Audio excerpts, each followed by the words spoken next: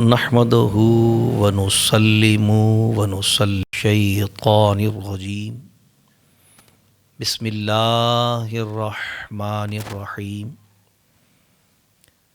ان اللہ مع الصابرین صدق اللہ مولانا العظیم وصدق رسولہ النبی الرؤوف الرحیم وَنَحْنُ عَلَى ذَلِكَ مِنَ الشَّاهِدِينَ وَالشَّاكِرِينَ وَالْحَمْدُ لِلَّهِ رَبِّ الْعَالَمِينَ فقد قال اللہ عز وجل ان اللہ وملائکتہ یصلون علی النبی یا ایہا الذین آمنوا صلوا علیہ وسلموا تسلیما اللہم صلی علی سیدنا و مولانا محمد وعلی آل و اصحاب سیدنا و مولانا محمد معدن الجود والکرم وعلیہ و اصحابہ وبارک وسلم صلاۃ و سلام علیک یا سیدی یا رسول اللہ وعلی آلک و اصحابک یا حبیب اللہ صلی اللہ علیہ وسلم۔ انتہائی مختصر حمد و صلات کے بعد اللہ تبارک و تعالیٰ کا بے پناہ شکر اور احسان، انتہائی کرم اور انعام کہ اس نے ہم گناہ گاروں کو یہ سعادت و توفیق عطا فرمائی کہ اس کی مقدس کتاب کا مبارک درس سننے کی نیت سے یہاں جمع ہے۔ بے شمار درود اس کے پیارے محبوب صلی اللہ علیہ وسلم کی ذات والا صفات پر کہ جن کی محبت ہمارے ایمان کی جان، جن کی غلامی ہمارے سروں کا تاج، اور جن کی اطاعت دنیا اور آخرت میں کامیابی اور کامرانی کی ضمانت ہے۔ اطاعتکار صحابہ کرام، خلفائے راشدین رضوان اللہ تعالی علیہم اجمعین پر حصول برکت کے لیے قرآن کریم سے انتہائی معروف آیت مقدسہ کا ایک حصہ تلاوت کرنے کا شرف حاصل کیا۔ اس سے پہلے کہ تلاوت کردہ آیہ قرآنیہ کے تحت کچھ گفتگو عرض کی جائے، اللہ تعالیٰ سے دعا ہے کہ وہ اپنے پیارے حبیب لبیب نبی کریم رؤوف الرحیم علیہ افضل الصلاۃ و تسلیم کے صدقہ و طفیل مجھ گناہ گار کو حق کہنے کی توفیق عطا فرمائے۔ اللہ کریم ہم تمامی اہل ایمان کو حق سن کر حق کو قبول کرنے اور اس پر عمل کرنے کی توفیق عطا فرمائے۔ قرآن کریم سے جو آیت مبارکہ تلاوت کی، مسلمانوں کا بچہ بچہ اس آیت مبارکہ کو جانتا اور پہچانتا ہے، اور مسلمانوں کی ایک بڑی اکثریت اس کے معنی اور ترجمہ پر بھی آگاہ و باخبر ہے۔ رب کائنات نے ارشاد فرمایا ان اللہ مع الصابرین، بے شک اللہ صبر کرنے والوں کے ساتھ ہے۔ قرآن کریم میں اللہ تبارک و تعالی نے مومنوں کے دو وصف بیان فرمائے ہیں ایسے کہ ان دو کے سوا کوئی تیسرا وصف نہیں ہے جس کے پائے جانے والے کو اللہ تعالیٰ نے یہ خوشخبری دی ہو کہ اللہ اس کے ساتھ ہے۔ دو وصف ہیں، ایک ان اللہ مع الصابرین، بے شک اللہ صبر کرنے والوں کے ساتھ ہے، اور دوسرا ان اللہ مع المتقین، بے شک اللہ پرہیزگاروں کے ساتھ ہے۔ تیسرا کوئی وصف ایسا نہیں ہے جس کے لیے اللہ تعالیٰ نے یہ اعلان کیا ہو کہ جس میں یہ وصف پایا جائے، جن لوگوں میں یہ وصف پائے جائیں میں ان کے ساتھ ہوں۔ حتیٰ کہ نماز اور روزے اور حج اور زکوٰۃ کے حوالے سے بھی اللہ نے یہ نہیں فرمایا کہ میں نماز پڑھنے والوں کے ساتھ ہوں، یا میں روزہ رکھنے والوں کے ساتھ ہوں، یا میں حج کرنے والوں کے ساتھ ہوں، یا میں زکوٰۃ دینے والوں کے ساتھ ہوں۔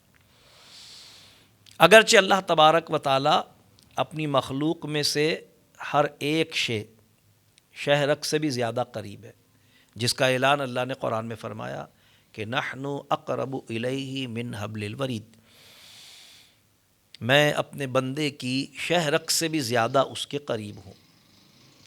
لیکن یہ اللہ تبارک و تعالیٰ کا علم و قدرت سے بندوں کے قریب ہونا یہ ایک الگ معنی میں ہے، اور اللہ تبارک و تعالیٰ کا ساتھ کسی کو نصیب ہونا، دنیاوی مثال میں اگر میں سمجھانا چاہوں تو یہ کہ دو لوگوں کے نظریات مختلف ہوں اور تیسرا شخص کہے میں تمہارے ساتھ ہوں، یہ والا ساتھ، یعنی تائید، حمایت، نصرت، مدد میں تمہاری کروں گا۔ تو جب اللہ تبارک و تعالیٰ نے یہ فرمایا کہ ان اللہ مع الصابرین، تو پھر اس کا معنی وہ والا ساتھ نہیں ہے جو نحن اقرب الیہ من حبل الورید والے پس منظر میں ہے، بلکہ وہ والا ساتھ ہے کہ جو اللہ کی خاطر، اللہ کی رضا کے لیے صبر کرے گا، اللہ کی حمایت، اللہ کی نصرت، اللہ کی تائید، اللہ کی مدد اسی کے شامل حال ہوگی۔ اسی طرح اللہ تعالیٰ نے فرمایا کہ ان اللہ مع المتقین، بے شک اللہ اہل تقوی یعنی پرہیزگاروں کے ساتھ ہے۔ یہاں بھی یہی معنی ہے کہ اللہ تبارک و تعالیٰ ان کا حامی و ناصر، اللہ تعالیٰ ان کا مؤید و مددگار، اور اللہ تبارک و تعالیٰ ان پر خاص کرم کرنے والا اور ان کی تائید و حمایت فرمانے والا۔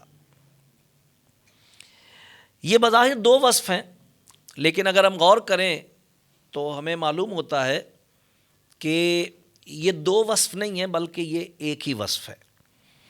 یعنی اگر ہم غور کرتے ہیں تو ہمیں پتہ چلتا ہے کہ صبر تقویٰ کی ابتدائی منزل ہے اور تقویٰ صبر کی انتہائی منزل ہے۔ وجہ کیا ہے؟ وجہ یہ ہے کہ صبر کے معنی ہے رکنا، ٹھہرنا۔ ظاہر ہے یہ اردو میں بھی یہ لفظ انہی معنوں میں استعمال ہوتا ہے۔ اگر ہم کسی سے یہ کہیں کہ بھئی ٹھہرو میں ابھی آتا ہوں، تو اس کو یوں بھی کہہ دیا جاتا ہے نا، بھئی صبر کرو ابھی میں لوٹتا ہوں، بات وہی ہے۔ یعنی ٹھہرو کے معنی میں، بھئی ٹھہر جاؤ ابھی بتاتا ہوں، مطلب انتظار کرو۔ ٹھہرنا، رکنا، معنی اردو میں بھی انہی معنوں میں یہ لفظ استعمال ہوتا ہے لفظ عربی کا صبر، رکنا، ٹھہرنا۔ اصطلاحاً صبر کے معنی کیا ہے؟ اصطلاحاً صبر کا معنی ہے اللہ کی ممنوعات سے رکنا اور ٹھہرنا، اللہ کے دین پر رکنا اور ٹھہرنا، اللہ تبارک و تعالیٰ اور اس کے حبیب علیہ السلام کی اطاعت و پیروی پر قائم رہنا، جمے رہنا، جیسا کہ اللہ نے قرآن میں ایک جگہ فرمایا ان الذین قالوا ربنا اللہ ثم استقاموا، وہ جنہوں نے کہا کہ اللہ میرا رب ہے اور پھر اس پر اڑے رہے، اسی پر کھڑے رہے۔ تتنزل علیہم الملائکہ، اللہ فرماتا ہے یہ وہ خوش نصیب ہے جن پر ہم فرشتوں کو نازل کرتے ہیں۔ اللہ تخافوا ولا تحزنوا، اور وہ فرشتے ان کو یہ کہتے ہیں کہ تمہیں ڈرنے اور خوف کرنے کی ضرورت نہیں ہے۔ وَأَبْشِرُوا بِالْجَنَّةِ، اور یہ جو فرشتے ان پر نازل ہوتے ہیں وہ ان کو خوشخبری سناتے ہیں جنت کی، تم تو جنت والے ہو، تمہیں ڈرنے کی گھبرانے کی کیا بات۔ تو اڑنا، جمے رہنا، رکے رہنا، تھم جانا، صبر، یہ ابتدائی منزل ہے، اور تقویٰ جو ہے یہ انتہائی منزل ہے صبر کی، اور صبر ابتدائی منزل ہے تقویٰ کی۔ کیونکہ اللہ تبارک و تعالی نے اپنے دوستوں، اپنے پیاروں، اپنے ولیوں، اپنے دوستوں کے لیے جو قرآن میں اعلان فرمایا اس میں تقوی کی بات کی گئی ہے، کیونکہ وہ شریعت پر جمے رہتے ہیں، اللہ اور اس کے رسول کی خاطر، اللہ اور اس کے رسول کی جانب سے کی گئی ممنوعات سے رکے رہتے ہیں، تو وہ صاحب تقوی کہلاتے ہیں۔ یعنی صبر ابتدائی صورت ہے تقوی کی، اور تقوی انتہائی صورت ہے صبر کی۔ دلیل اس کی قرآن سے موجود ہے. قرآن سے دلیل اس کی یہ ہے کہ مثلاً اللہ تبارک و تعالیٰ نے جب اہل ایمان پر روزے فرض فرمائے تو سب جانتے ہیں کہ روزہ باقی تمام عبادات کے مقابلے میں صبر کی سب سے واضح، نمایاں اور سب سے زیادہ مستحکم صورت ہے، کیونکہ روزے میں بنیادی طور پر بس صبر ہی تو ہوتا ہے، باقی کیا ہوتا ہے؟ بھئی باقی تو نماز غیر روزہ میں بھی 5 ٹائم پڑھنی ہے ہمیں، ایسا تھوڑی رمضان میں نماز فرض ہوتی ہے باقی دنوں میں نہیں ہوتی. سچ بولنا ہے، پورا تولنا ہے، گناہ سے بچنا ہے، یہ سارے معاملات تو غیر روزہ میں بھی ہیں. روزے میں کیا ہے؟ ان چیزوں سے بھی رک جانا ہے جن سے غیر روزہ میں رکنے کا حکم نہیں ہے، جائز ہے، مثلا کھانا پینا وغیرہ. تو صبر بنیادی طور پر، روزہ بنیادی طور پر صبر ہی کی اعلیٰ ترین مثال ہے. جب اللہ تبارک و تعالیٰ نے روزوں کو فرض فرمایا تو روزوں کی فرضیت کا جو مقصد بیان کیا، آیت آپ سب کے ذہن میں ہے. اللہ تعالیٰ فرما رہا ہے کتب علیکم الصیام، ہم نے تم پر روزے فرض کیے، کما کتب علی الذین من قبلکم، بالکل ویسے ہی جیسے تم سے پہلی امتوں پر فرض کیے تھے. کیوں فرض کیے؟ لعلکم تتقون، تاکہ تم پرہیزگار بن جاؤ. تو اب روزہ صبر کی ایک بہترین مثال ہے اور کامل ترین صورت ہے. اور اس کا نتیجہ کیا ہے؟ اس کی انتہا کیا ہے؟ اس کا اختتام کہاں پر ہے؟ رکھنے والے کو پرہیزگاری کا نصیب ہو جانا. تو پتہ چلا کہ صبر اور تقوی ان کا آپس میں گہرا تعلق ہے. اللہ تعالیٰ جنہیں اپنا دوست بناتا ہے وہ وہی ہیں جو متقی ہیں. قرآن کی وہ آیت میں نے پہلے بھی کئی بار عرض کی ہے کہ اللہ تبارک و تعالیٰ نے قرآن میں اپنے ولیوں کی پہچان یہی کروائی ہے، ان اولیاءہ الا المتقون، بے شک اللہ کے دوست تو وہی ہیں جو صاحبان تقوی ہیں. تو تقوی جو ہے یہ اللہ تبارک و تعالیٰ کی دوستی کا ذریعہ اور وسیلہ ہے، اور اہل تقوی اللہ کے دوست ہوتے ہیں، اور صبر اس کے لیے ابتدائی منزل اور ابتدائی مرحلہ ہے. اب روزے کا صبر جو ہے یہ اختیاری ہے، یعنی اگر کوئی معاذ اللہ خدا نہ خواستہ روزہ نہ رکھے تو اسے اختیار ہے، ظاہر ہے وہ گناہ گار ہوگا، آخرت میں جواب دہ ہوگا، لیکن اس کو اختیار ہے کہ صبر کی اس اعلیٰ ترین مثال کو، اس کامل ترین صورت کو وہ اپناتا ہے یا نہیں اپناتا. اپنائے گا تو صاحب تقوی بنے گا. لیکن یہی انسان جب اس پر مرض کا معاملہ ہوتا ہے، روزہ جو صبر کی انتہائی صورت ہے، روزے میں کیا جانے والا صبر اختیاری ہوتا ہے، کیونکہ اگر روزہ نہیں رکھے گا تو صبر کرنا بھی نہیں پڑے گا اس کو. نہ کھانے پینے سے ایسے بھی تو بد نصیب پائے جاتے ہیں، رمضان میں بھی کھلے بندوں کھا پی رہے ہوتے ہیں، وہ اختیاری ہے. لیکن اگر مرض کسی انسان پر اللہ تعالیٰ کی طرف سے آ جائے تو پھر صبر کے سوا اس کے پاس راستہ کیا ہے؟ مثلاً اگر وہ بہت شور مچائے، میرے سر میں درد ہے، تو کیا شور مچانے سے اس کے سر کا درد ختم ہو جائے گا؟ اور 4 لوگوں کے سر میں درد ہو جائے گا اس کے شور مچانے کی وجہ سے، یا خود اس کے اپنے درد میں اضافہ ہو جائے گا اس چیخ و پکار کے کرنے کی وجہ سے. تو مرض میں جو صبر کیا جاتا ہے وہ اختیاری ہوتا ہے. روزے میں جو مرض میں جو صبر کیا جاتا ہے وہ مجبوری ہوتی ہے، صبر ہی کرنا ہے، اس کے سوا کوئی چارہ نہیں ہے.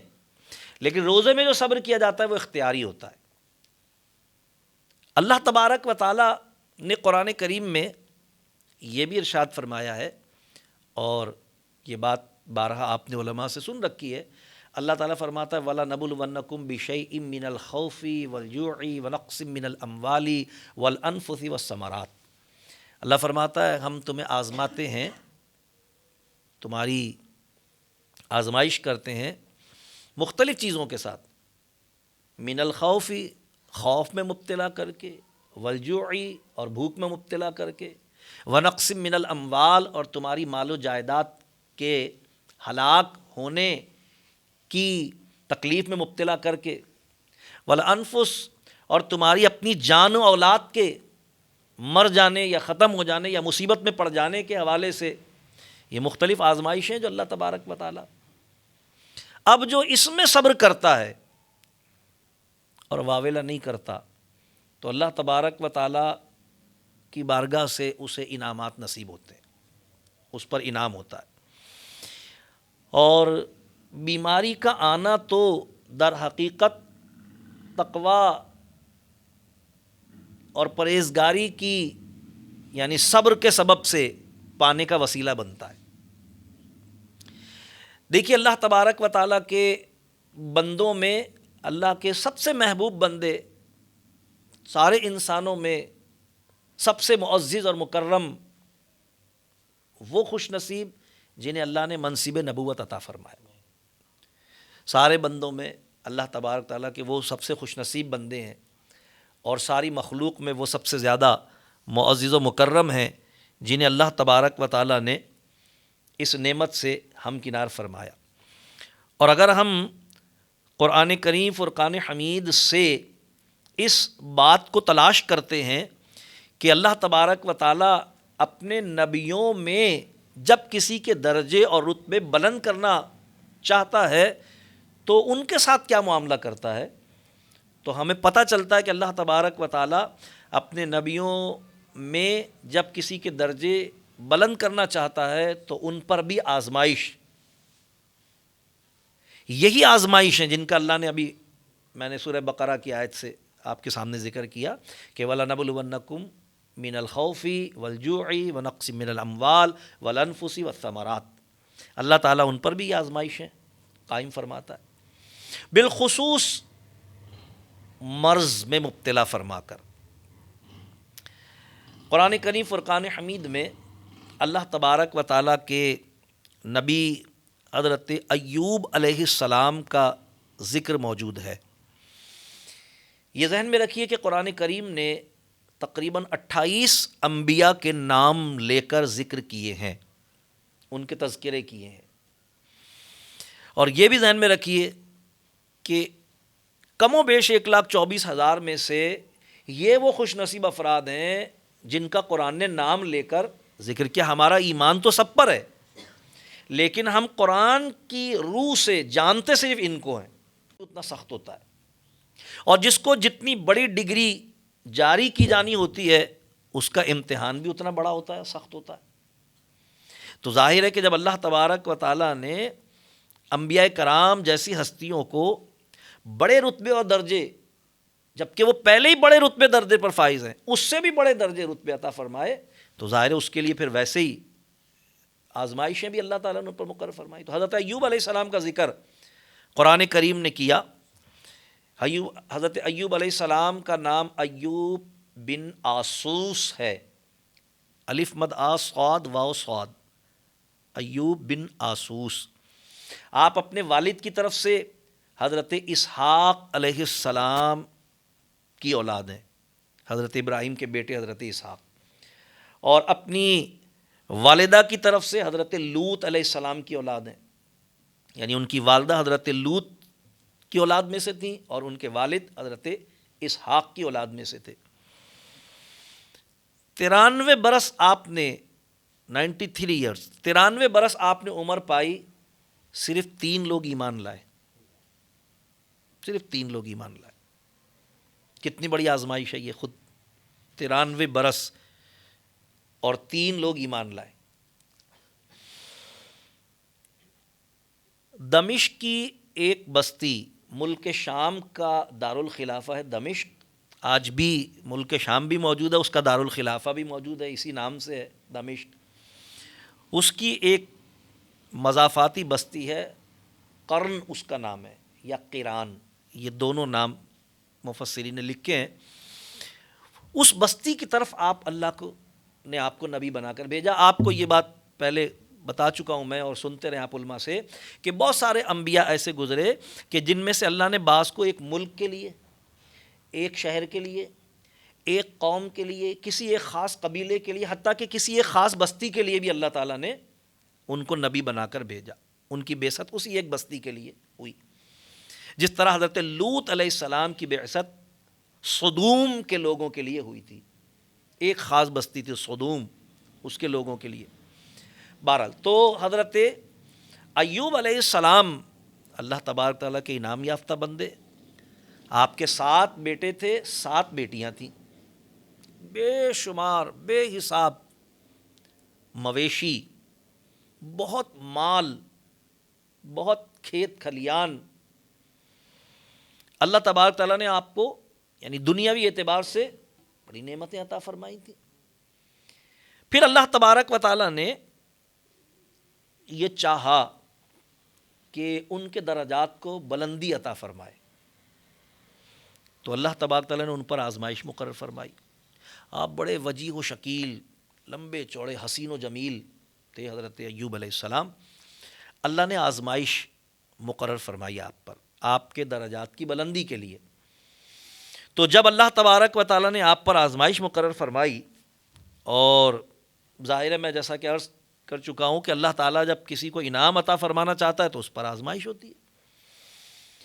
حضور سید عالم صلی اللہ علیہ وسلم نے ارشاد فرمایا کہ مخلوق میں سے جتنی آزمائش، جتنے مصائب، جتنی تکالیف انبیاء کرام پر اللہ نے مقرر فرمائی، اتنی اور کسی پر نہیں ہوئی. اور سرکار فرماتے ہیں نبیوں میں سے بھی سب سے زیادہ آزمائشیں، تکالیف مجھ پر مقرر ہوئیں، میں مبتلا کیا گیا اس میں. سرکار علیہ السلام فرماتے ہیں کہ میں جن آزمائشوں، جن امتحانوں سے گزرا ہوں، اگر وہ دن پر نازل ہوتی تو وہ رات میں تبدیل ہو جاتا، اگر وہ سمندر پر نازل ہوتی تو وہ خشکی میں تبدیل ہو جاتا، اگر وہ پہاڑ پر نازل ہوتی تو وہ ریت کے ذروں میں تقسیم ہو جاتا. اتنی آزمائش. بلکہ ایک حدیث میں آتا ہے حضور علیہ السلام کی خدمت میں ایک شخص آیا، اس نے حضور علیہ السلام سے دعوی محبت کیا، یا رسول اللہ میں آپ سے محبت کرتا ہوں. اور جیسا کہ عرب کی عادت تھی کہ وہ اپنی بات کی تائید کے لیے اپنی بات کو تہراتے تھے، یعنی 3 بار دہراتے تھے. تو اس نے 3 بار حضور علیہ السلام کی خدمت، یا رسول اللہ میں آپ سے محبت کرتا ہوں، یا رسول اللہ مجھے آپ سے بے پناہ محبت ہے، یا رسول اللہ مجھے آپ بہت محبوب ہیں. جب اس نے 3 بار اس بات، ظاہر صحابی رسول تھے، جب 3 بار انہوں نے یہ بات دہرائی تو حضور علیہ السلام نے ارشاد فرمایا پھر تیار ہو جاؤ مصائب و آلام کا سامنا کرنے کے لیے. اگر تم اس بات میں سچے ہو نا کہ تمہیں مجھ سے محبت ہے تو پھر تیار ہو جاؤ مصائب و آلام کا سامنا کرنے کے لیے. اس لیے کہ مجھ سے سچی محبت کرنے والے کی طرف مصائب و آلام اس طرح بڑھتے ہیں جس طرح پانی ڈھلان کے ذریعے اپنے منتہا کی طرف جاتا ہے. تو اللہ تبارک و تعالیٰ جب درجے بلند فرماتا ہے تو آزمائشیں ہوتی ہیں. ایوب علیہ السلام پر جب اللہ نے آزمائش مقرر فرمائی نا تو ایک ایک کر کے آپ کے سارے بچے انتقال کر گئے. 14 بچے یکے بعد دیگر انتقال کر گئے. جانور ہلاک ہونا شروع ہو گئے، کھیتیاں برباد ہونا شروع ہو گئیں، مکان زمین بوس ہونا شروع ہو گئے. آپ ہر حال میں شاکر ہیں، ہر حال میں صابر ہیں، کوئی شکوہ نہیں ہے، کوئی پریشانی نہیں ہے، کوئی غم نہیں ہے. اس لیے کہ جو اللہ تبارک تعالیٰ کے نیک بندے ہوتے ہیں نا، ان کا تو معاملہ یہ ہوتا ہے نا کہ وہ یعنی یہ یقین رکھتے ہیں جو ہم سے الفاظ میں کہلوایا جاتا ہے، عقیدہ ہے انا للہ و انا الیہ راجعون. سب کچھ اللہ کا ہے اور اللہ کی طرف لوٹنا ہے، ہم خود اللہ کے ہیں، اللہ کی طرف لوٹنا ہے. تو وہ تو عقیدہ ان کا یہی ہوتا ہے، اور یہی یقین جتنا پختہ ہوتا ہے اتنا ایمان کامل ہوتا ہے. سب کچھ اللہ کی طرف سے. تو حضرت ایوب علیہ السلام صبر کی تصویر بنے رہے. اولاد ساری ختم ہو گئی، مال مویشی سارے ختم ہو گئے، کھیتیاں ساری برباد ہو گئیں، مکانات سارے تباہ ہو گئے. 3 لوگ کل ایمان لائے تھے، قوم بھی ساری مخالف، صرف آپ کی بیوی ایک آپ کی وفادار تھیں. آپ کی بیوی کا نام تھا رحمت، حضرت ایوب علیہ السلام کی، اور آپ حضرت یوسف علیہ السلام کی سگی نواسی تھیں. نام آپ کا تھا رحمت. بس وہ ایک آپ کی خدمت گار بچیں. یہ سارے مرحلے گزرنے کے بعد حضرت ایوب علیہ السلام کے جسم پر پانی والے دانے ظاہر ہو گئے، اور اس زمانے میں لوگ اس طرح کے کسی مرض سے گھبراتے تھے، تو وہ جو تھوڑا بہت لوگ کوئی قرب و جوار والے تھے وہ بھی دور ہو گئے۔ تو حضرت ایوب علیہ السلام کی خدمت گار بس ان کی بیوی تھی۔ یہاں یہ بات ذہن نشین رہے کہ بعض لوگوں میں یہ مشہور ہے کہ معاذ اللہ ان کے بدن میں کیڑے پڑ گئے تھے، اور بعض وائزین نے تقریروں کی کتابوں میں، قرآن و حدیث میں نہیں، تقریروں کی کتابوں میں ان کے صبر کی مثال دینے کے لیے اپنے خیال میں مبالغہ کرتے ہوئے یہ تک کہہ دیا کہ کوئی کیڑا گر جاتا تھا تو وہ اٹھا کے واپس رکھ لیتے تھے۔ یہ مشہور ہے لوگوں میں، ہم نے بھی سنا ہے، لیکن اس کی کوئی حقیقت نہیں ہے۔ ایک بات اچھی طرح یاد رکھیے، اعلیٰ حضرت فاضل بریلوی رضی اللہ عنہ نے اس بات کی تحقیق فرمائی اور یہ ہمارے عقیدے کا حصہ بھی ہے۔ فرمایا کہ کسی نبی کو بھی صورتاً اور سیرتاً ایسا معاملہ درپیش نہیں ہوتا کہ لوگ اس سے نفرت کریں، کیونکہ اگر نبی میں صورتاً یا سیرتاً یعنی اس کی شکل و صورت میں یا اس کے اخلاق و کردار میں کوئی ایسا معاملہ پایا جائے جس کو لوگ ناپسند کریں، جس سے لوگ نفرت کریں، تو اس کی بعثت کا مقصد ہی فوت ہو جائے گا۔ نبی کی بعثت کا تو مقصد ہی لوگوں کو اللہ کی طرف بلانا ہے، لوگوں کو اپنے سے قریب کرنا ہے۔ تو اگر اس میں مثلا وہ گالی بکنے والا ہو، مثال سمجھا رہا ہوں میں معاذ اللہ، کہ جی وہ گالی دینے والا ہو، وہ چڑچڑا ہو، وہ غصے والا ہو، وہ بد مزاج ہو، کیسے تبلیغ کرے گا؟ کون آئے گا اس کے پاس؟ کون سنے گا اس کی بات؟ تو جو اس کا مقصد بعثت ہے وہ تو پورا ہی نہیں ہوگا۔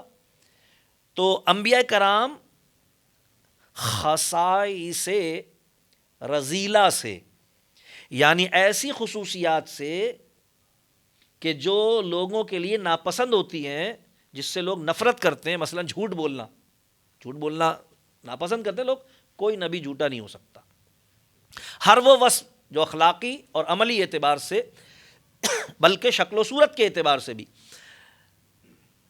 لوگوں کے نزدیک مکروہ ہو، ناپسندیدہ ہو، انبیاء اس سے محفوظ ہوتے ہیں، کیونکہ ان کی بعثت کا مقصد۔ تو یہ غلط ہے کہ ان کے جسم میں کیڑے پڑ گئے تھے اور اس وجہ سے جو ہے وہ اس طرح کے مرض میں مبتلا ہوئے تھے اور وہ کیڑا اٹھا کے، ایسا نہیں ہے صورتحال۔ لیکن ہاں یہ ضرور ہے کہ ان کے بدن پر دانے نکلے، اور جس کی وجہ سے وہ تکلیف میں مبتلا تھے، لیکن وہ صبر کرتے تھے، انہوں نے کبھی شکوہ اس بات کا نہیں کیا۔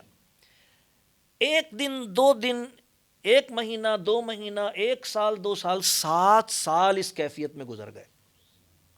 7 سال میں شکوہ کرنا تو دور کی بات، حضرت ایوب علیہ السلام نے کبھی اللہ تعالیٰ سے دعائے شفا بھی نہیں کی، کبھی یہ بھی نہیں کہا کہ اللہ مجھے ٹھیک کر دے۔ 7 سال گزر گئے۔ آپ کی بیوی اکثر آپ سے کہا کرتی تھی کہ بھئی آپ اللہ سے دعا تو کریں، آپ اللہ کے نبی ہیں، آپ اللہ سے دعا کریں، اللہ مجھے صحت عطا فرمائے۔ تو آپ فرمایا کرتے تھے کہ مجھے اللہ سے دعا کرنی ہے تو میں کیا دعا کروں؟ کیا اللہ میرے حال سے آگاہ و باخبر نہیں ہے؟ وہ تو میرے حال سے آگاہ و باخبر ہے۔ اسی کی طرف سے یہ آزمائش اور امتحان ہے، وہی دور کرنے والا ہے۔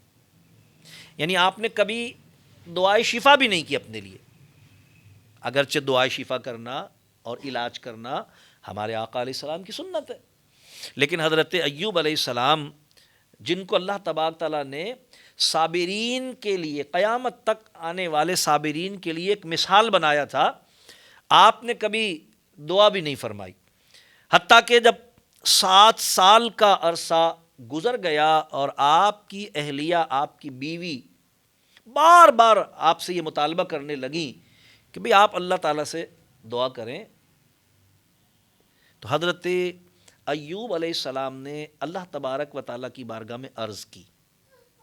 سورہ انبیاء میں ان کے اس فرمان کا ذکر کیا گیا ہے۔ حضرت ایوب علیہ السلام نے اللہ تبارک و تعالیٰ کی بارگاہ میں عرض کی۔ کیا عرض کی؟ قرآن کہتا ہے وَأَيُّوبَ إِذْ نَادَى رَبَّهُ إِنِّي مَسَّنِي الضُّرُّ وَأَنْتَ أَرْحَمُ الرَّاحِمِينَ۔ حضرت ایوب علیہ السلام نے اللہ کی بارگاہ میں عرض کی۔ اللہ تعالیٰ فرماتا ہے کہ اور حبیب علیہ السلام آپ یاد فرمائیے جب ہمارے بندے ایوب نے ہم سے عرض کی کہ اے اللہ مجھے تکلیف پہنچی ہے، اے اللہ میں دکھ میں مبتلا ہوں. خبریہ جملہ ہے، دعا نہیں کی، مانگا کچھ نہیں ہے. فرمایا اے اللہ میں دکھ میں مبتلا ہوں، مجھے مس کیا ہے تکلیف نے، میں تکلیف میں ہوں. خبریہ جملہ ہے. وَأَنْتَ أَرْحَمُ الرَّاحِمِينَ، میں تکلیف میں ہوں اور تو سارے رحم کرنے والوں سے بڑا رحم کرنے والا ہے.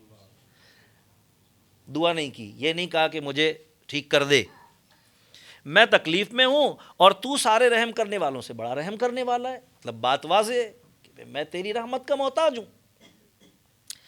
اللہ تبارک و تعالیٰ نے سورہ صاد میں ارشاد فرمایا، اور یہاں یہ بھی ذہن میں رہے کہ قرآن نے ذکر کیا ہے کہ حبیب علیہ السلام یاد فرمائیے جب ہمارے بندے ایوب نے ہمیں پکارا کہ اے میرے رب میں تکلیف میں ہوں اور تو سارے رحم کرنے والوں سے بڑا رحم کرنے والا ہے. علماء فرماتے ہیں یہ جو اذ ہے نا، جس کا ترجمہ تمام ہی مفسرین عام طور پر کرتے ہیں یاد کیجئے، یہ اذ بمعنی اذکر ہے، ذکر کیجئے یا یاد کیجئے. اور یاد کیجئے جملہ کسی کے سامنے کسی واقعے کے بیان پر اس وقت کہا جاتا ہے جب وہ واقعہ اس کے علم میں ہو پہلے سے. مثلا ہم کسی سے کوئی ایسی بات کی تصدیق کرنا چاہیں کہ جو اس کو معلوم ہے تو ہم کہا بھائی یاد نہیں ہے ہم لوگ گئے تھے تو وہاں پر فلاں آدمی ہمیں ملا تھا. ہاں ہاں ہاں، یعنی جب ہم کسی سے یہ کہتے ہیں کہ یاد کرو تو اس کا مطلب یہ ہوتا ہے کہ وہ بات اس کی یادداشت میں پہلے سے موجود ہے، اس کے احاطہ علم میں موجود ہے. فرمایا اللہ تبارک تعالیٰ نے جتنے نبیوں کے واقعات بیان کیے نا ان سب میں اسی طرح کا ذکر ہے. اذ قال ربک للملائکۃ، محبوب یاد کیجئے جب آپ کے رب نے فرشتوں کو خطاب کیا. کیا مطلب؟ فرمایا مطلب یہ ہے کہ حضور علیہ السلام اس دنیا میں تو حضرت عیسیٰ علیہ السلام کے آسمانوں پر اٹھائے جانے کے 571 برس کے بعد حضرت آمنہ خاتون کے بطن اطہر سے دنیا میں تشریف فرما ہوئے، لیکن اس دنیا میں تشریف لانے سے پہلے حضور علیہ السلام عالم ارواح میں اللہ کی عطا سے کائنات میں ہونے والے تمام معاملات کا اپنی نگاہ نبوت سے مشاہدہ فرما رہے تھے. سب کچھ حضور کے علم میں.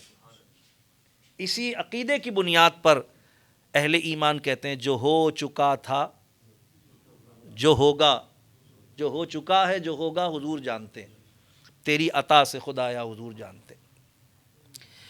تو حضرت ایوب علیہ السلام کا بھی جب اللہ نے ذکر کیا تو یہ بات ارشاد فرمائی، اور پھر اللہ تبارک و تعالیٰ نے ان کی اس التجا، اس ندا کی قبولیت کا بھی ذکر کیا. سورہ صاد میں اللہ تعالیٰ فرماتا ہے کہ ہم نے ایوب کو مخاطب کیا اور ہم نے اس سے کہا ارکض برجلک ھذا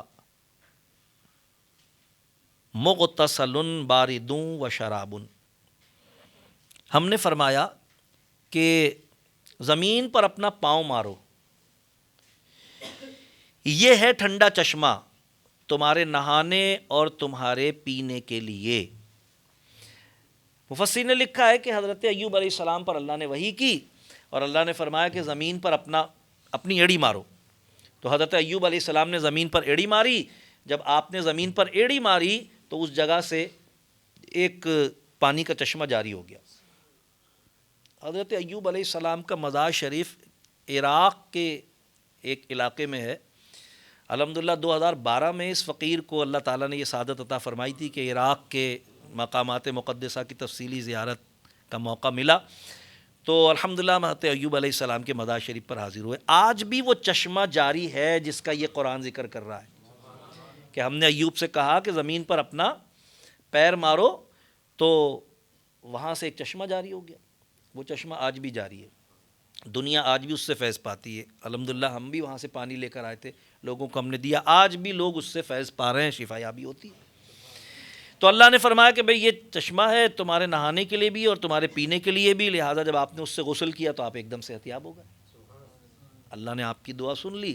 آپ کے لیے ان انعامات اور ان اعزازات جو اللہ نے آپ کے لیے مقرر فرمائے تھے اس امتحان میں کامیابی کے نتیجے میں وہ مقرر فرما دیے۔ قرآن میں قیامت تک کے لیے صابرین کی مثال اور پہچان اور علامت اللہ نے ان کو بنا دیا۔ جس طرح دنیا میں خوبصورتی کی مثال حضرت یوسف علیہ السلام ہے، اسی طرح صابرین صبر کرنے والوں میں صبر کی مثال اللہ نے حضرت ایوب علیہ السلام کو بنا دی۔ تو اللہ تبارک و تعالیٰ نے ان پر جو آزمائش مقرر فرمائی نا وہ مرض کی صورت میں، یعنی باقی تو ساری چیزیں تھیں لیکن جو اختتامی طور پر اور آخری اور فائنل پیریڈ اور امتحان اور پرچہ تھا وہ بیماری کا تھا، کہ پہلے ایک ایک کر کے باقی معاملات ہوئے اور پھر بیماری کا معاملہ بھی ہو گیا، تو وہ بھی اللہ تبارک تعالیٰ نے اس میں آپ کو کامیابی عطا فرما دی۔ جہاں اس سے یہ بات پتہ چلتی ہے کہ بزرگان دین کے تبرکات میں شفا ہوتی ہے۔ بھئی اللہ تبارک تعالیٰ نے حضرت جبرائیل سے جنت کے کسی کٹورے میں پانی نہیں بھجوایا، بلکہ حضرت ایوب علیہ السلام کے صبر کی برکت سے قیامت تک کے لوگوں کو فیضیاب کروانے کے لیے، تاکہ لوگ قیامت تک ان کی تعریف اور ان کے صبر کی بڑائی بیان کرتے رہیں، ان کے نام کے ترانے پڑھتے رہیں، انہی کے قدموں کی رگڑ سے پانی کا چشمہ جاری فرمایا، اور پھر اسے ان کے لیے بھی شفا کا باعث بنایا اور قیامت تک لوگوں کے لیے شفا کا سلسلہ جاری اور ساری بھی فرما دیا، اور وہ آج تک جاری ہے اور لوگ اس سے شفا پا رہے ہیں۔ تو اللہ تبارک تعالیٰ نے یعنی دونوں انعامات ان کو عطا فرمائے، صبر کی برکت سے ان کے رتبے اور درجے بھی بلند فرمائے، ان کے تذکرے کو قیامت تک باقی رکھا، اور پھر ان کے صبر کی برکات قیامت تک کے لیے شفا کے چشمے کی صورت میں بھی جاری و ساری فرما دی۔ تو مرض پر صبر کرنا یہ صبر کی کیونکہ اختیاری صورت ہے، بندہ کیونکہ یہ صبر کی غیر اختیاری صورت ہے کہ بندے کو اس کے سوا چارہ ہی نہیں ہے، صبر ہی کرنا ہے اس کو، اور اگر واویلا کرے گا کچھ حاصل نہیں ہوگا۔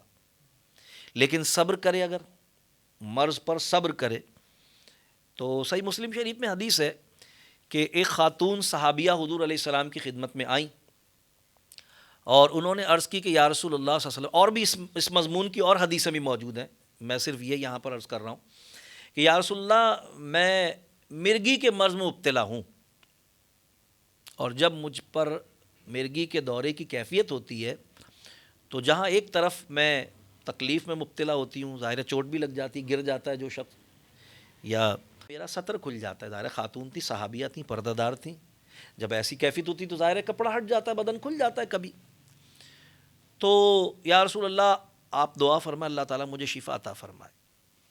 حضور علیہ السلام نے ارشاد فرمایا کہ اگر تم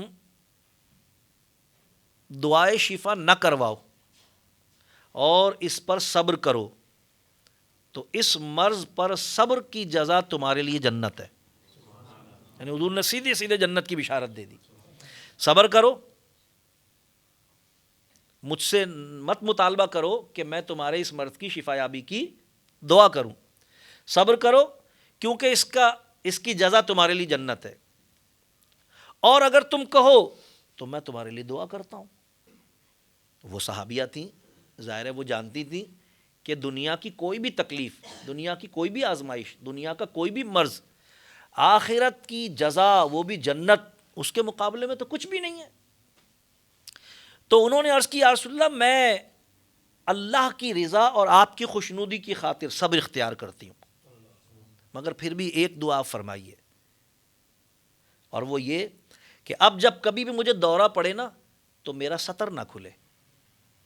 حضور علیہ السلام نے ان کے اس مطالبے کو پسند کیا، حضور نے اپنے ہاتھوں کو بلند کیا، ان کے لیے دعا کی، پھر انہیں بشارت دی۔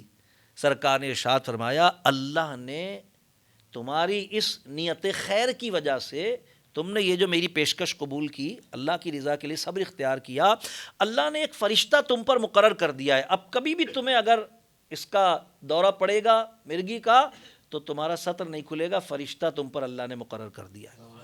یعنی آخرت میں جو انعام ملے گا تو ملے گا ہی، دنیا میں انعام مل گیا کہ ایک محافظ فرشتہ اللہ نے مقرر کر دیا۔ تو بیماری پر، مرض پر صبر کرنا یہ اللہ تبارک و تعالیٰ کی نعمتوں میں سے ایک نعمت ہے، کیونکہ حدیث پاک میں اللہ کے حبیب علیہ السلام کا فرمان ہے کہ اللہ تبارک تعالیٰ مومن کو اگر مرض عطا فرماتا ہے اور وہ اس پر صبر کرتا ہے، واویلا نہیں کرے، شکوہ نہیں کرے، ہم ہی ملے تھے اللہ کو بھی بیمار کرنے کے لیے، معاذ اللہ، شکوہ نہ کرے، واویلا نہ کرے، صبر کرے۔ سرکار صاحب فرماتے ہیں 2 انعام ہیں مومن کے لیے مرض آنے کی صورت میں، 2 انعام ہیں۔ نمبر 1 صبر کی جزا، صبر کرے گا آخرت میں ثواب ملے گا۔ نمبر 2 مومن کی بیماری اس کے گناہوں کی بخشش کا ذریعہ ہے، اس کے گناہ جھڑتے ہیں۔ جب مومن بیمار ہوتا ہے صبر کرے گا تو پھر یہ انعام ملے گا اس کو۔ ظاہر ہے معاذ اللہ کلمہ کفری بکنے لگا زبان سے تو پھر تو اس کا تو ایمان ہی برباد ہو جائے گا۔ تو حضور علیہ السلام نے یہ خوشخبری دی ایمان والوں کو کہ اگر وہ صبر کریں تو اللہ تبارک و تعالیٰ انہیں نہ صرف یہ کہ اس صبر کی وجہ سے جزا عطا فرمائے گا، بلکہ وہ بیماری ان کے لیے، اہل ایمان کے لیے گناہوں کی بخشش کا ذریعہ اور وسیلہ بھی بنے گی۔ یہاں ایک بات یہ ذہن میں رکھیے گا کہ مرض عربی زبان کا لفظ ہے، اردو میں تلفظ ضاد، لیکن عربی میں اس کا تلفظ ہے ضاد۔ تو اردو میں تو مرض بول لیتے ہیں، لیکن اصل میں ضاد تلفظ ہے عربی میں۔ فی قلوبہم مرض فزادہم اللہ مرضا، سورہ بقرہ کی آیت کا حصہ ہے۔ منافقین کے اللہ فرما رہا ہے اور ان کے دلوں میں مرض ہے تو ہم نے اس مرض میں زیادتی فرمائی۔ تو مرض عربی زبان کا لفظ ہے، تلفظ ہم اردو میں مرض کرتے ہیں، عربی میں مرضن لفظ ہے، میم پہ بھی زبر ہے، را پہ بھی زبر ہے، ضاد پہ 2 پیش مرضن۔ اس کی ضد شفا ہے لفظ، بعض لوگ شفا بول دیتے ہیں، اس کی ضد ہے شفا، شین کے زیر کے ساتھ، جس کے معنی ہے صحت، اطمینان، راحت، چین، سکون، آرام۔ اور یہ سارے لفظ ہم صحت کے معنی میں متبادل کے طور پر اردو میں استعمال کرتے ہیں۔ ہاں بھائی کیا حال ہے مریض کا؟ پہلے سے تو آرام ہے، یعنی یہاں آرام مرض کی ضد کے طور پر یا تکلیف کی ضد کے طور پر استعمال ہو رہا ہے۔ تو یہ سارے لفظ استعمال کرتے ہیں۔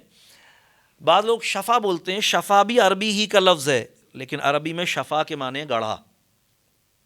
قرآن کریم میں اللہ تعالیٰ فرماتا ہے وَكُنْتُمْ عَلَى شَفَا حُفْرَةٍ مِّنَ النَّارِ، اور تم تو آگ کے گڑھے کے کنارے تھے۔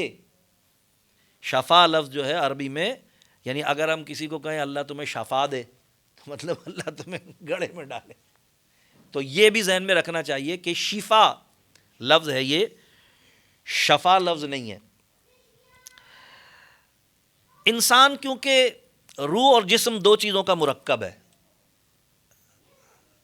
ایک روح ہے ہماری اور ایک جسم ہے ہمارا۔ تو جب ہم مرض کی بات کر رہے ہیں اور شفا کی بات کر رہے ہیں تو یہ جسمانی بھی ہوتی ہے اور روحانی بھی ہوتی ہے، یعنی انسان کا جسم بھی بیمار پڑتا ہے اور انسان کی روح بھی بیمار ہوتی ہے۔ اسی طرح انسان کے جسم کو بھی شفا ہوتی ہے اور انسان کی روح کو بھی شفا ہوتی ہے۔ جسمانی امراض بھی ہیں اور روحانی امراض بھی ہیں۔ جسمانی امراض بھائی دست لگ گئے، الٹیاں ہو گئیں، آنکھ میں درد ہے، کان بہہ رہا ہے، دانت دکھ رہا ہے، سر میں درد ہے، پیٹ میں مروڑ ہے، کینسر ہو گیا، ٹی بی ہو گئی، وغیرہ وغیرہ۔ اور روحانی امراض کی اگر ہم بات کریں تو تکبر، حسد، ریا، ناشکری، بے صبری، کفران نعمت، یہ روحانی بیماریاں ہیں، یہ روحانی بیماریاں ہیں۔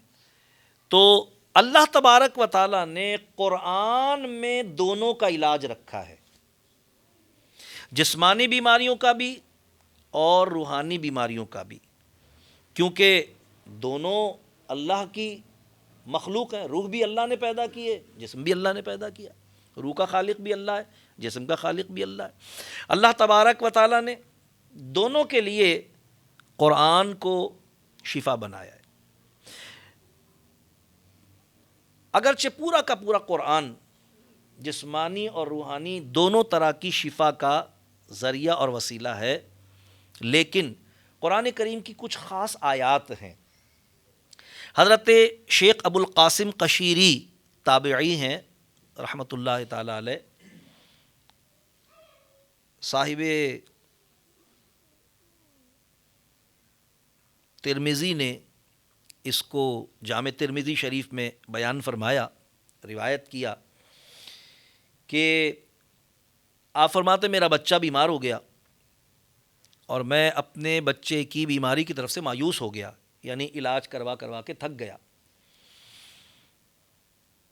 ایک دن میں نے حضور صلی اللہ علیہ وسلم کو خواب میں دیکھا، بہت مایوس تھا، دکھی تھا میں۔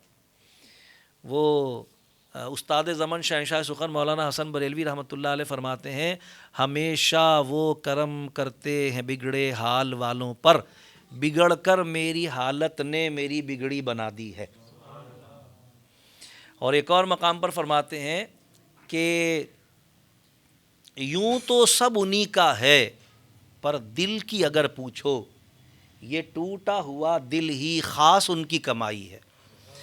جب بندہ دکھی ہوتا ہے نا تو پھر سرکار اس پر خاص کرم فرماتے ہیں، بالکل ویسے ہی جیسے ایک عورت کے 10 بچے ہوں لیکن جو بچہ بیمار ہوتا ہے نا ماں اس کا سرانہ نہیں چھوڑتی، باقی 9 سے پھر بے فکر ہوتی ہے اس کی خبر کی۔ حضور بھی اپنی امت پر ایسے ہی کریم ہے کہ جب کوئی امتی حضور کا دکھ میں عرض فرماتے ہیں فریاد امتی جو کرے حال زار میں، ممکن نہیں کہ خیر بشر کو خبر نہ ہو، کیونکہ اللہ نے فرمایا عزیز علیہ ما عنتم حریص علیکم بالمؤمن رؤوف الرحیم، ہم نے ایمان والوں کے ان کو رؤوف الرحیم بنایا، تو یہ تو تمہاری بہت بہت بھلائی کے چاہنے والے ہیں، تمہارا مشقت پہ پڑنا ان کو دکھی کرتا۔ تو حضور علیہ السلام خواب میں تشریف فرما ہوئے اور سرکار علیہ الصلاۃ والسلام نے مجھ سے فرمایا کہ اے ابو القاسم کیا تم آیات شفا پر باخبر نہیں ہو؟ یعنی کیا تمہیں معلوم نہیں ہے کہ وہ کون سی آیات ہیں جو مرض میں شفا کا باعث بنتی ہیں؟ فرماتے ہیں پھر حضور سید عالم صلی اللہ علیہ وسلم نے مجھ پر قرآن کریم کی 6 آیات کو تلاوت فرمایا، 6 آیات حضور نے میرے سامنے تلاوت کی، پڑھی۔ گویا حضور علیہ الصلاۃ والسلام نے مجھے آیات شفا پر آگاہی عطا فرمائی۔ یہ 6 کی 6 وہ آیات ہیں جن میں اللہ تبارک تعالیٰ نے شفا کا ذکر فرمایا ہے، شفا کا تذکرہ ہے، صحت کا ذکر ہے، صحت کا تذکرہ ہے، راحت و آرام، چین و سکون مومنوں کے لیے، انسانوں کے لیے اس کا ذکر ہے۔ فرماتے ہیں جب میں بیدار ہوا تو میں نے سمجھ لیا کہ حضور علیہ السلام نے یہ میرے بچے کے علاج کا انتظام کر دیا ہے، لہذا فرماتے ہیں میں نے ان آیات کو لکھا اور پھر اسے دھو کر اپنے بچے کو پلایا، اللہ تبارک تعالیٰ نے اس کو صحت عطا فرما دی۔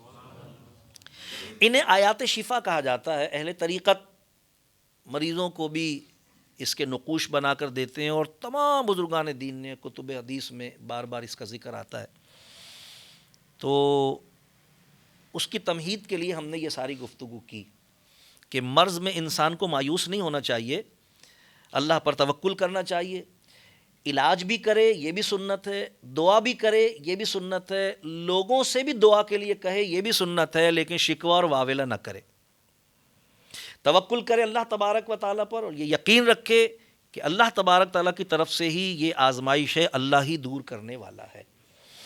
لہذا حضور سید عالم صلی اللہ علیہ وسلم نے جو 6 آیات ان پر تلاوت فرمائی، اس میں سے پہلی آیت 10ویں پارے میں سورہ توبہ کی 14ویں آیت مبارکہ ہے۔ رب کائنات نے فرمایا وَيَشْفَى صُدُورَ قَوْمٍ مُؤْمِنِينَ، اللہ فرماتا ہے اور ایمان والوں کے لیے شفا ہے، اس میں ان کے دلوں کا چین اس میں مقرر کیا گیا ہے۔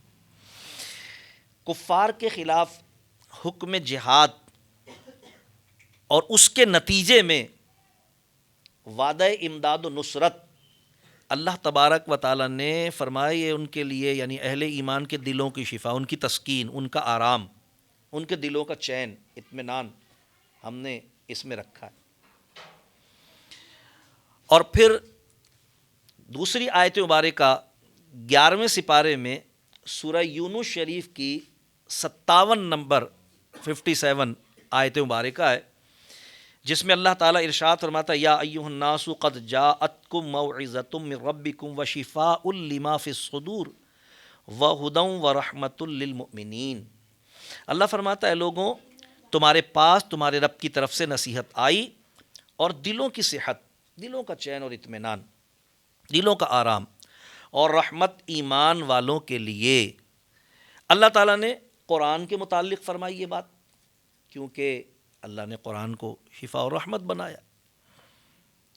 قرآن اللہ کا ذکر ہے، اللہ کی یاد ہے، اور ہم کہتے ہیں قرآن اللہ کا ذکر ہے، اور اللہ والوں کا ذکر بھی اللہ ہی کا ذکر ہے، کیونکہ جب ہم کہتے ہیں قرآن اللہ کا ذکر ہے تو آپ سب کو پتہ ہے کہ قرآن میں اللہ کا کتنا ذکر ہے اور اللہ کے نبیوں اور ولیوں کا کتنا ذکر ہے۔ ابھی میں نے بتایا 28 نبیوں کے واقعات ہیں، وہ بھی تو قرآن ہی ہے نا۔ پتہ چلا اللہ والوں کا ذکر بھی اللہ ہی کا ذکر ہے، اللہ والوں کا ذکر بھی اللہ ہی کا ذکر ہے۔ اللہ فرماتا ہے الا بذکر اللہ تطمئن القلوب، بے شک اللہ کی یاد، اس میں لوگوں کے دلوں کا اطمینان ہے۔ اب یہ دلوں کا اطمینان جو ہے، قرآن نے کہا کہ بھئی اللہ کے ذکر میں، اللہ کی یاد میں ہے، قرآن بھی اللہ کا ذکر ہے، اللہ کی یاد ہے۔ دل کی گھبراہٹ یہ بڑی بیماریوں میں سے ایک بیماری ہے، دل گھبراتا ہے، بلکہ ہر بیماری کے ساتھ یہ لاحق ہوتا ہے۔ دل کا گھبرانا ہر بیماری کے ساتھ لاحق ہو جاتا ہے، بخار تھوڑا تیز ہو دل گھبرانے لگتا ہے، اور کوئی معاملہ ہو دل میں گھبراہٹ پیدا ہو جاتی ہے۔ تو دل کا مطمئن ہونا یہ بڑی نعمت ہے اللہ کی۔ تو اللہ تبارک و تعالیٰ نے یعنی جسمانی آرام اور روحانی آرام دونوں اعتبار سے دل کا چین قرآن کریم فرقان حمید اور اپنی یاد کو قرار دیا۔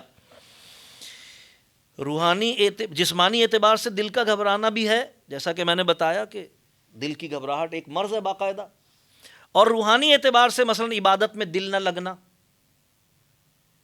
عبادت میں دل نہ لگنا یہ بھی دل کا گھبرانا ہے۔ قرآن کریم فرقان حمید اس کا علاج ہے۔ اللہ تبارک و تعالیٰ نے اسے آیات شفا میں شامل فرمایا۔ تیسری آیت مبارکہ 14ویں پارے میں 69 آیت مبارکہ سورہ نحل شریف کی۔ نحل عربی زبان میں شہد کی مکھی کو کہتے ہیں۔ اللہ تبارک نے ارشاد فرمایا کہ یخرج من بطونها شراب مختلف الوانہ فیہ شفاء للناس۔ میں نے بتایا یہ ساری آیات وہ ہیں جن میں شفا کا ذکر ہے۔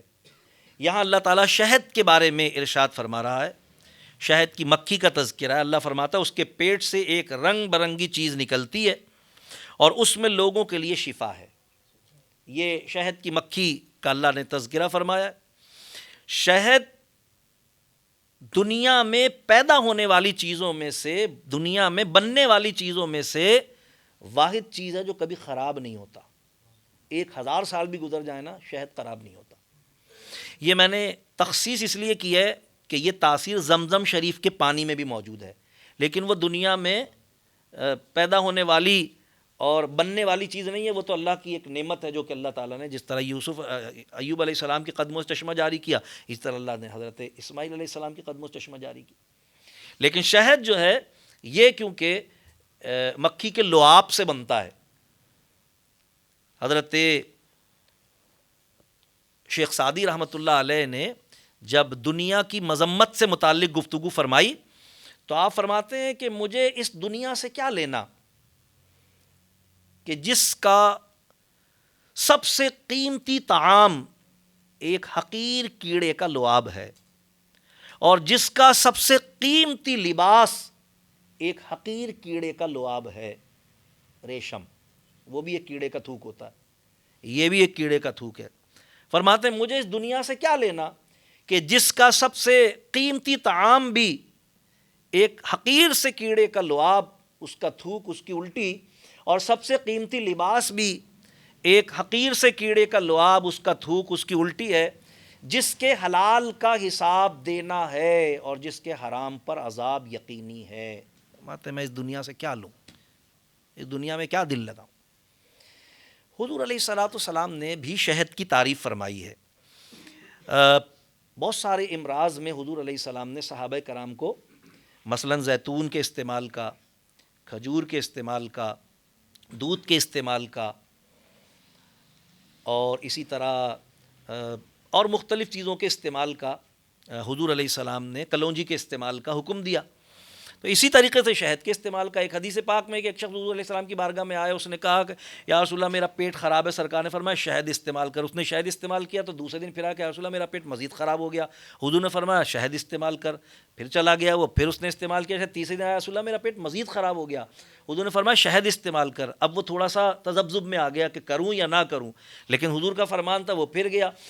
تیسرے دن جب وہ آیا تو بہت زیادہ بری حالت کے ساتھ آیا، یا رسول اللہ میرا پیٹ بہت زیادہ خراب ہے، میں تو آپ کے حکم پہ حضور علیہ السلام نے غضب کا اظہار فرماتے ہوئے، یعنی اس کی اس بات پر اس کو تنبیہ فرمانے کے لیے سرکار نے فرمایا تیرا پیٹ جھوٹ بول سکتا ہے، اللہ کا کلام اور اللہ کی وحی جھوٹی نہیں ہو سکتی۔ اللہ نے فرمایا ہم نے اس میں شفا رکھی ہے۔ صحابہ کرام فرماتے بس حضور کے اس کہنے کی تاثیر تھی کہ جب وہ گیا اور اس نے پھر شہد کھایا تو فوراً شفا ہو گئی اس کو۔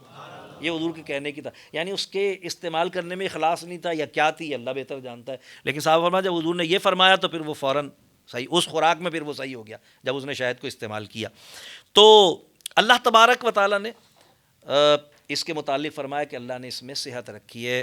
مولانا روم رحمۃ اللہ علیہ نے مثنوی شریف میں ایک حدیث روایت کی ہے زرقانی شریف کے حوالے سے، جس میں آپ فرماتے ہیں کہ مکھی مختلف مقامات سے، پھولوں سے، اور یہ اتنی اس کی یادداشت ہوتی ہے کہ یہ اپنے چھتے سے، شہد کی مکھی اپنے چھتے سے فرمایا کہ 700 میل دور تک بھی جا سکتی ہے اور مختلف سمتوں میں جاتی ہے، لیکن اپنا چھتا نہیں بھولتی، اپنے گھر واپس لوٹ آتی ہے۔ اور فرمایا جب یہ سفر طے کرتی ہے نا تو یہ راستے میں درود شریف پڑھتی ہے، اور اس کی برکت سے مختلف پھولوں سے چوسا ہوا رس، جن میں پھیکا، کڑوا، میٹھا سب شامل ہوتا ہے، انتہائی لذیذ اور شیریں اور صحت بخش بن جاتا ہے۔ یہ حضور کے درود کی برکت ہے۔ اسی طرح حضرت شیخ ابو القاسم قشیری رحمۃ اللہ علیہ فرماتے ہیں چوتھی آیت مبارکہ جو سرکار نے تلاوت فرمائی وہ 15ویں پارے کی سورہ بنی اسرائیل کی 82ویں آیت مبارکہ، جس میں اللہ تعالیٰ فرماتا ہے وَنُنَزِّلُ مِنَ الْقُرْآنِ مَا هُوَ شِفَاءٌ وَرَحْمَةٌ لِّلْمُؤْمِنِينَ۔ اللہ تعالیٰ فرماتا ہے اور ہم نے قرآن میں اتارا وہ جو ایمان والوں کے لیے شفا اور رحمت ہے۔ یہاں بھی شفا کا ذکر ہے، قرآن کو اللہ نے اہل ایمان کے لیے شفا اور رحمت فرمایا، اس کا بھی اللہ تعالیٰ نے۔ اب قرآن جسمانی شفا بھی ہے اور روحانی شفا بھی ہے، جیسا میں نے عرض کیا، دونوں کے لیے اللہ نے رکھا ہے۔ لہذا قرآن کریم کے ورد اور وظائف یہ روحانی مرض میں دوا کا کام کرتے ہیں، اور قرآن کریم کے ذریعے دم اور تعویذ یہ جسمانی مرض میں دوا کا کام کرتے ہیں۔ دونوں کا علاج اللہ تبارک و تعالیٰ نے، یعنی جسم اور روح دونوں کا، قرآن کریم فرقان۔ امام ابو القاسم قشیری رحمۃ اللہ علیہ فرماتے ہیں 5ویں آیت مبارکہ حضور علیہ السلام نے 19ویں پارے سے سورہ شعراء کی 80ویں آیت مبارکہ تلاوت فرمائی۔ سرکار فرمایا وَإِذَا مَرِضْتُ فَهُوَ يَشْفِينِ، یہ جس کا ترجمہ یہ ہے کہ اور جب میں بیمار ہوتا ہوں تو وہی مجھے شفا عطا فرماتا ہے۔ یہ حضرت ابراہیم علیہ السلام نے جب کفار کو دعوت ایمان دی اور اللہ کی توحید پر دلائل قائم کیے، اس میں یہ بات آپ نے ارشاد فرمائی کہ اس کی شان یہ ہے کہ جب میں بیمار ہوتا ہوں وہی مجھے شفا عطا فرماتا ہے، یعنی میرا ایمان ہے کہ بیماری بھی اسی کی طرف سے ہوتی ہے اور شفا بھی اسی کی طرف سے ہوتا ہے، یعنی فاعل حقیقی اللہ تبارک و تعالیٰ ہے، فاعل حقیقی اللہ تعالیٰ ہے۔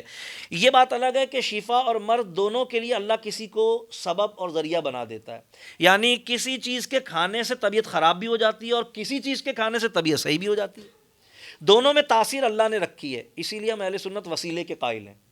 فاعل حقیقی اللہ تعالیٰ ہے، لیکن اسباب،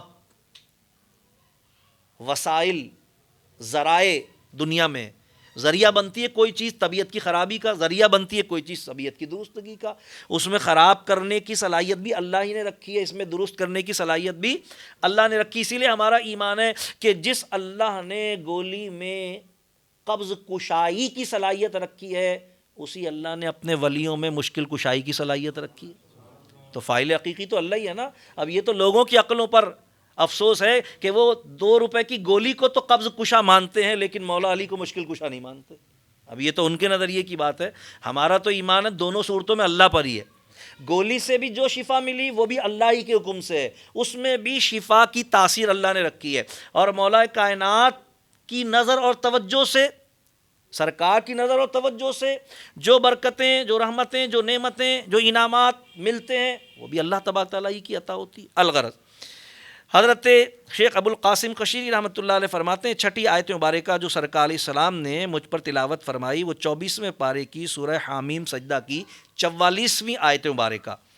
رب کائنات نے فرمایا قل هو الذی آمنوا ھدی وشفاء، اللہ تعالیٰ فرماتا ہے تم فرماؤ وہ ایمان والوں کے ہدایت اور شفا کا ذریعہ ہے، یعنی قرآن ہی کے متعلق یہ بات بھی اللہ تبارک و تعالیٰ نے ارشاد فرمائی۔ قرآن ہی کی بات ہو رہی ہے کہ ہدایت اور شفا دونوں، ہدایت یعنی روحانی صحت، کفر سے شرک سے نکالنے والی، ایمانی صحت عطا کرنے والی، اور شفا جسمانی صحت، جیسا میں نے عرض کیا کہ اس کے دم سے، اس کے تعویذ سے الحمدللہ جسمانی طور پر بھی صحت ہوتی ہے۔ تو حضرت شیخ ابو القاسم قشیری رحمۃ اللہ علیہ فرماتے ہیں کہ میں نے ان آیات کو تحریر کیا اور انہیں دھو کر اپنے بچے کو پلایا، اللہ تبارک تعالیٰ نے اس کو صحت اور شفا عطا فرمائی۔ حق یہ ہے کہ قرآن سراپا شفا ہے، اور کیوں نہ ہو، قرآن کا شفا اور رحمت ہونا یقینی ہے، کیوں نہ ہو، اللہ جو فرما رہا ہے، اللہ تبارک و تعالیٰ قرآن نازل کرنے والا جو کہ ارحم الراحمین ہے، اور حضور علیہ الصلاۃ والسلام پر قرآن نازل ہوا جو رحمت للعالمین ہے، تو پھر قرآن خود رحمت کیسے نہ ہو؟ اور جب رحمت ہے قرآن تو اللہ تعالیٰ رحمت ہی سے تو شفا عطا فرماتا ہے، اللہ کی رحمت ہی تو ہوتی ہے جسے اللہ شفا دے، اللہ کی رحمت ہی شفا کا ذریعہ بنتی ہے۔ جب قرآن شفا اور رحمت ہے تو صاحب قرآن جن پر وہ نازل ہوا، بھئی قرآن تو حضور علیہ السلام کے ذریعے ہمیں ملا ہے، حضور علیہ الصلاۃ والسلام پر اللہ نے قرآن کو نازل کیا ہے، تو پھر سرکار علیہ الصلاۃ والسلام خود کیسی رحمت اور کیسی شفا ہے، حضور کی ذات کیسی رحمت۔ یہی وجہ ہے کہ ہم نے گزشتہ گفتگو بھی آپ کے سامنے عرض کی تھی کہ حضور علیہ السلام کا پسینہ بھی لوگوں کے لیے شفا بنا، حضور کے آنسو بھی شفا بنے، حضور کا لعاب دہن بھی شفا بنا، حضور علیہ السلام کا نقش قدم بھی شفا بنا، حضور علیہ الصلاۃ والسلام کی نالین مبارکہ بھی شفا بنی، حضور علیہ السلام کے تبرکات شفا بنے۔ قرآن کی آیت بتا رہی ہے کہ جب ایوب علیہ السلام نے زمین پر قدم مارا پانی نکلا، بات واضح ہے کہ جن کے قدموں سے ظاہر ہونے والے تبرکات شفا والے اور بلاؤں کے دور کرنے والے اور تکلیفوں کے بھگانے والے ہیں، وہ خود بلاؤں کے دور کرنے اور تکلیفوں کے ختم کرنے میں کتنا بڑا وسیلہ ہے لوگوں کے لیے۔ اور پھر حضور علیہ السلام تو ایوب علیہ السلام کے امام ہیں، اسی لیے میرے امام اعلیٰ حضرت امام اہل سنت مجدد دین و ملت امام احمد رضا فاضل بریلوی رحمۃ اللہ علیہ فرما رہے ہیں کہ اللہ کی سرتا بقدم شان ہے یہ، انسان نہیں انسان وہ انسان ہے یہ، قرآن تو ایمان بتاتا ہے انہیں، ایمان یہ کہتا ہے میری جان ہے یہ۔ اللہ تبارک و تعالی ہم سب کو قرآن اور صاحب قرآن صلی اللہ علیہ وسلم کا حقیقی فیضان عطا فرمائے، تعلیمات قرآنیہ اور سنت نبویہ اللہ صاحب الصلاۃ والسلام کے مطابق و موافق اپنی عملی زندگی ہمیں بسر کرنے کی توفیق رفیق عطا فرمائے۔ اللہ تعالیٰ قرآن کے ذریعے ہمیں جسمانی اور روحانی صحت و شفا کے حصول کی جد و جہد اور کوشش کرنے کی توفیق رفیق عطا فرمائے۔ وآخر دعوانا ان الحمد للہ رب العالمین۔